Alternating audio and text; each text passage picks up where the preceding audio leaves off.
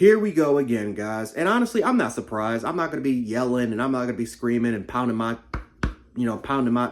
shit because Notre Dame made it is over Alabama. But this tells you everything you need to know, right? If you're not Alabama, this is not just the Bama fans. This is for everybody else out there. You need to be aware in terms of who you are dealing with, who we're all going to deal with. This is why we need computers. This is why we need AI to determine who's the top 12. I trust AI. I trust the computers. I trust that over people making judgments. Because here we go again with this full room of people that doesn't even follow their own criteria that they're supposedly trying to follow. This whole mock draft, this whole mock 12-team bullshit that they do every single year in the summer. This whole we're watching football games, which by the way, we know by the way how they watch the games. They have like 30 different computers and different monitors and televisions, and they're fucking watching football with eating pretzel sticks and beer and chugging on beer all goddamn day. I'm surprised you even let these people decide to vote after the shit when these motherfuckers are clearly intoxicated, drinking beer.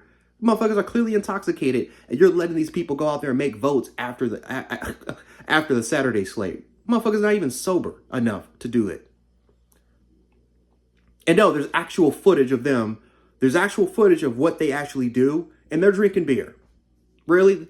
You're drinking on the job, and then and all of a sudden we're gonna allow you to actually decide of what 12 teams are gonna go in?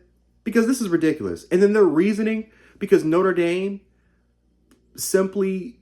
they played better. Their losses have more impact than Bama's losses. So you're not going to take into consideration the fact that Bama has the better strength of schedule, the better strength of record, strength of conference, more ranked wins than them. They've played tougher opponents than them that would absolutely smoke 90% of Notre Dame's schedule. But no, let's just take the fact that Notre Dame beat USC, which is a very good opponent. Granted, it's a very, very good opponent. And they beat Pittsburgh.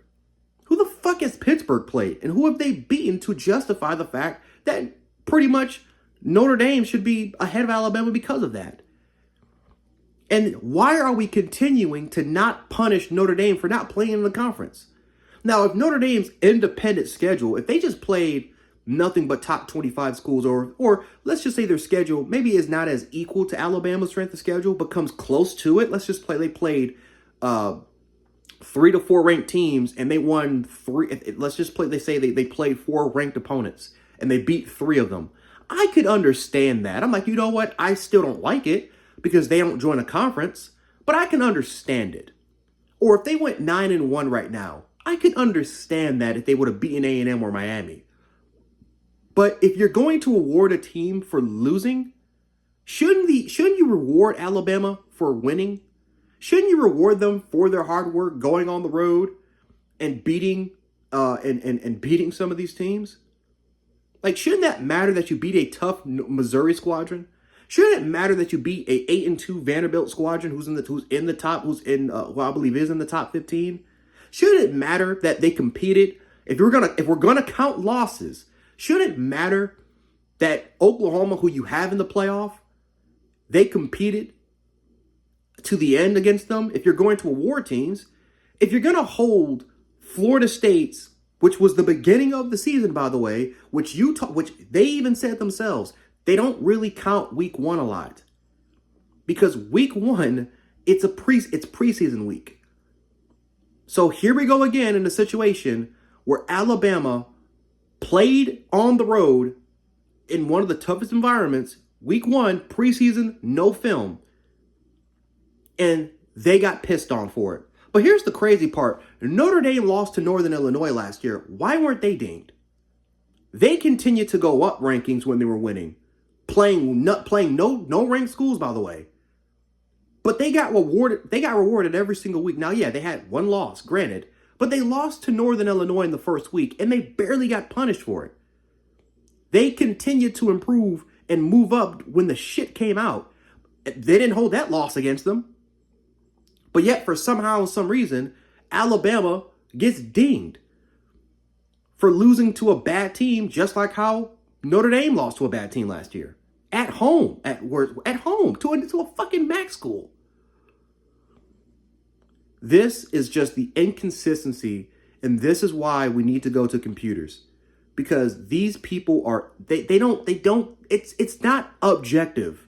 It's subjective. It's opinion based. They don't follow their own goddamn criteria. And if we're going to use supposed logic, then wouldn't the supposed logic be that Alabama should be ahead of Notre Dame? And some people may say that I'm just ranting and raving and yelling. But no, this actually does have implications. Because if Alabama somehow gets to it, because this tells me that that if Alabama does go 10-3, they beat Auburn, they go to the SEC championship game and they lose that game, this tells me that they're not secure. They're not secure in a playoff spot like I thought they would be. This tells me that they will have to fight, and that tells me that the final week, it is going to be a serious damn discussion. It should be, oh, Bama beats Auburn. Okay, they checked all the boxes. Yeah, they got a bad loss to Florida State. They lost to Oklahoma. They lost to let's just say A&M in the SEC championship game. But they, as strength of schedule, strength of record, strength of conference that they said was going to be extremely important. More ranked wins, Bama's in. It should just be like that. But instead, it's going to be a fucking serious discussion of what Alabama is going to deserve to be in or not. And ACC schools and Big 12 schools, I feel bad for you guys. Because there's going to be a team, hell, even SEC schools, there's going to be a team out there that's going to be 10-2, and they're going to be left out.